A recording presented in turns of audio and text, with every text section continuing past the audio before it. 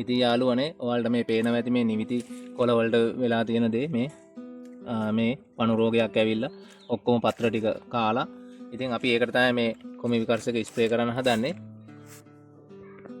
ආයිබෝවන් යාළුවනේ, ඔයාලා මේ එකතු වෙලා ඉන්නේ අලුත් වගා YouTube channel එකෙන් එක තවත් වීඩියෝ එකක් එක්ක. ඉතින් මම අද ඔයාලට කියලා දෙන්න හදන්නේ කොහොඹ කොළ නිස්සාරණයක් කොහොමද හදාගන්නේ කියලා. ඇත්තටම ගොඩාක් හොඳ කොමි විකර්ෂකයක් තමයි මේ කොහොඹ කොළ. ඉතින් මේකෙන් අපිට පුළුවන් ක්‍රිමිනාශක මිලදී ගන්නේ නැතුව කොහොඹ කොළ වලින් පුළුවන් හොඳ ක්‍රිමි විකර්ෂකයක් හදාගන්න. මේකට පිටි මකුණා, කොළ හකුලන දලඹුවා, කුඩිත්තා වගේ සතුන්ට ගොඩාක් හොඳ ක්‍රිමි විකර්ෂකයක්. ඉතින් මම ඉස්සෙල්ලම මේ කොහොඹ කොළ ටිකක් කඩා ගන්නවා. ඊට පස්සේ මම ඔයාලට කියලා දෙන්නම් කොහොමද මේක හදන්නේ කියලා. ඉතින් යාළුවනේ මම මේ කඩාගත්තු කොහොඹ කොළ ටික තඹ ගන්න තමයි හදන්නේ. ඔයාලා කොහොඹ කොළ ටික මේ ආකාරයට මුට්ටියකට අරගෙන දාගන්න. දාගෙන ඉවර වෙලා ඔයාලා විනාඩි 30ක් විතර මේක තඹ ගන්න ඕන.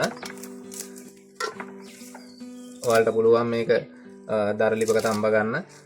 තඹගෙන ඊට පස්සේ තමයි අපි මේකට තව කුරුඳු පොතු ටිකක් එකතු කරගන්නවා. තියෙනවා නම් ඔයාලට සුදු ලුණු පොතු ටිකකුත් එකතු කරගන්න පුළුවන්. එතකොට අපේ මේ ක්‍රිමි විකර්ෂකේ තවත් සාර්ථක වෙනවා. අපි ක්‍රිමි විකර්ෂක කීපයක්ම හදන වීඩියෝ වලට ගෙනල්ලා තියෙනවා. මොකද අපි ආබනික වගාවක් කරනකොට අපි කෘතිම හදපු ක්‍රිමිනාශක භාවිතා කරන්නේ නැහැ. අපි ස්වභාවික ක්‍රිමි විකර්ෂක තමයි භාවිතා කරන්නේ. එතකොට අපි වගා වෙන ක්‍රිමි සතුන්ට එකම ක්‍රිමි විකර්ෂකය පාවිච්චි කරොත් උන් ඒකට හුරු වෙනවා. ඒක නිසා අපි මාරුවෙන් මාරුවට විවිධ ක්‍රිමි විකර්ෂක තමයි භාවිතා කරන්නේ. මගේ channel එකේ මම ගොඩක් ඒ වගේ වීඩියෝ ගෙනල්ලා තියෙනවා ක්‍රිමි විකර්ෂක හදාගන්න. ඔයාලට බලලා ඒ විදිහට මාරු කරලා ක්‍රිමි විකර්ෂක යොදන්න පුළුවන්. ඉතින් ගෙදර ඕන කෙනෙක්ට හොයාගන්න පුළුවන් දෙයක් තමයි මේ කොහොඹ කොළ කියන්නේ. ඒ වුණාට මේකේ තියෙන ප්‍රයෝජනය කවුරුත් ගන්නෙ නැහැ. ඒක නිසා මම ඔයාලට මේ වීඩියෝ එක ගෙනාවේ.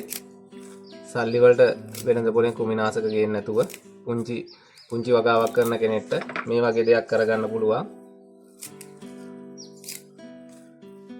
ඔන්න ඉතින් යාළුවනේ මම කොහොඹ කොළ ටික මේ ආකාරයට මුට්ටියට දාගත්තා. ඊට පස්සේ අපි මේක විනාඩි 30ක් විතර තඹ ගන්න ඕනි. මම මේකට දැන් කුරුඳු පොතුයි සුදු ලුණු පොතු ටිකකුයි එකතු කරනවා. ඉතින් යාළුවනේ ඔන්න මම සුදු ලුණු පොතු ටිකක් එකතු කරනවා. ඊට පස්සේ කුරුඳු පොතු කෑලි කීපයක් මේකට එකතු කරලා තමයි අපි තඹ ගන්නෙ. ඔයාලට මේ දේවල් හොයාගන්න නැත්නම් ඔයාලා නිකන් තඹ ගන්න. ඔන්න යාළුවනේ අපි මේක විනාඩි 30ක් තඹගෙන ඊට පස්සේ කොහොමද බලමු වගාවට යොදන්නේ. ඉතින් අපි මේක තඹ ගන්න. ඔන්න යාළුවනේ දැන් මම මේකට වතුර එකතු කරගත්තා. වතුර එකතු කරගෙන අපි මේක තඹ ගමු. ඔයාලා සාමාන්‍යයෙන් වතුර ලීටර් 3කට විතර කොහොඹ කොළ ග්‍රෑම් 300ක් 500ක් වගේ දාලා තඹ ගන්න. ඔයාලට මේක මැටි මුට්ටියක් ගන්න තියෙනවා වැඩිය හොඳයි. ඔයාලට තියෙනවා නම් මැටි මුට්ටියක් අරගෙන ඒකේ මේ කොහොඹ කොළ ටික තඹ ගන්න. ඔන්න යාළුවනේ මම දරලිපේ තියාගත්තා. ඊට පස්සේ අපි මේක වහලා තමයි තඹ ගන්නෙ. මූඩියකින් වහන්න නැතුව තඹ ගන්න එපා. හොඳට තැම්බෙන්න විනාඩි 30ක් මේක වහලා අපි තඹ ගමු.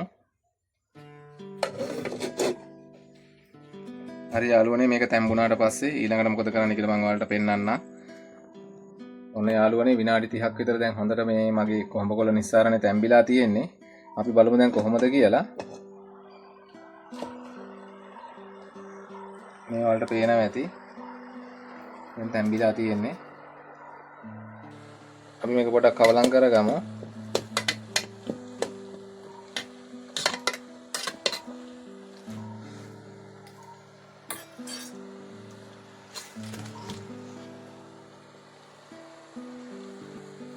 දැන් මම හදන්නේ මේක ලිපෙන් බා ගන්න.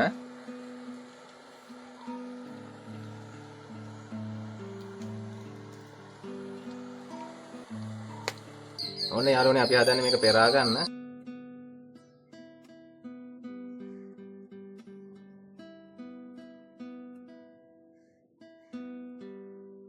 ඔයාලට පුළුවන් රෙදි කෑල්ලක් දාලා පෙරා ගන්න.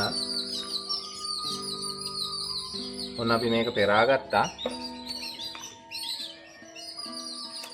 මේ ඔයාලට පේනවා ඇති. අපි මේක ශාක වලට ස්ප්‍රේ කරද්දී අපි මේක කෙලින්ම මේ අපි හදාගත්තු නිස්සාරණයම මේ වගේ ස්ප්‍රේ බොටල් එකකට දාලා ස්ප්‍රේ කරන්නේ නැහැ.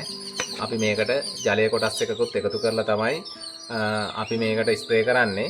ඉතින් අපි මේක නිවුනට පස්සේ මම ඔයාලට පෙන්නන්නම් මේක කොහොමද ස්ප්‍රේ කරන්නේ කියලා. අපේ වීඩියෝ එකත් එක්ක දිගටම රැඳිලා ඉන්න.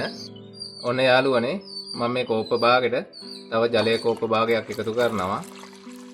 එකතු කරලා තමයි අපි ශාක වලට ස්ප්‍රේ කරන්නේ.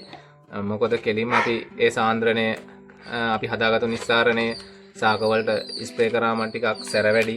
ඒක නිසා අපි මේව ස්ප්‍රේ කරද්දී අපි හවස් කාලේ තමයි මේකට තෝරගන්නේ.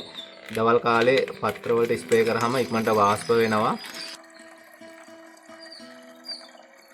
අපි ස්ප්‍රේ කරද්දී මීදුම ආකාරයෙන් හිටින තමයි ස්ප්‍රේ කරන්න ඕනේ. මොකද නැත්තම් පත්‍ර වලින් බේරිලා යනවා. මීදුම ආකාරයෙන් ස්ප්‍රේ කරලා ඊට පස්සේ අපි මේක දිගින් දිගටම එකම කුමි විකර්ෂකයන් නෙමෙයි යොදන්නේ. අපි මාරු කරලා තමයි යොදන්නේ. ඉතින් අපි යමු බලන්න කොහොමද පත්‍ර වලට මේක ස්ප්‍රේ කරන්නේ කියලා. ඉතින් යාළුවනේ ඔයාලට මේ පේනවා ඇති මේ නිවිති කොළ වලට වෙලා තියෙන දේ මේ පණු රෝගයක් ඇවිල්ලා ඔක්කොම පත්‍ර ටික කාලා. ඉතින් අපි ඒකට තමයි මේ කුමි විකර්ෂක ස්ප්‍රේ කරන්න හදන්නේ. මෙන්න මේ ආකාරයට හොඳට මීදුම ආකාරයෙන් හිටින පත්‍ර වලට ස්ප්‍රේ කරන්න. උඩ පැත්තට සහ යට පැත්තට ස්ප්‍රේ කරලා අපි දවස් 3කින් විතර මේ රෝගේ ගොඩක් මේක පැතිරලා තියෙන නිසා අපි මේක දවස් 3න් 3ට වගේ විවිධ ක්‍රම විකර්ෂක මාරු කර කර ස්ප්‍රේ කරන්න ඕන.